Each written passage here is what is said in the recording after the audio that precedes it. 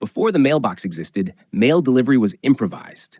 Letters were handed directly to recipients, left with neighbors, slipped under doors, or collected at central locations like post offices or general stores.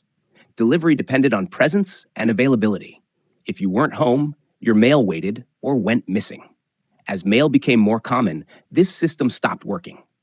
Letters were no longer rare events.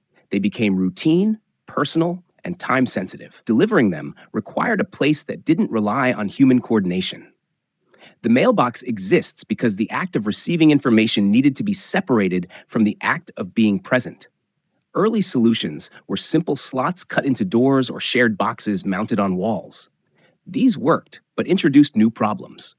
Mail was exposed to weather. It could be taken easily. It wasn't obvious whether anything had arrived.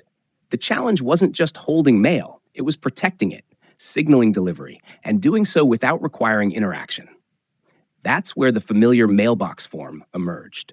A container large enough to accept envelopes and small packages, a lid that closes automatically, a shape that sheds rain and snow, a placement that's visible, standardized, and reachable without entering private space.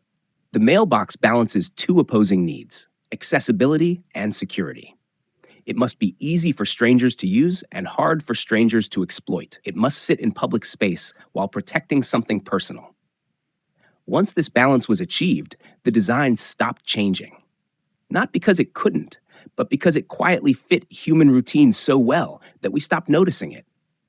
And that's where the design becomes interesting, because the most important thing about the mailbox isn't how it holds mail, but how it reshaped the relationship between communication and waiting.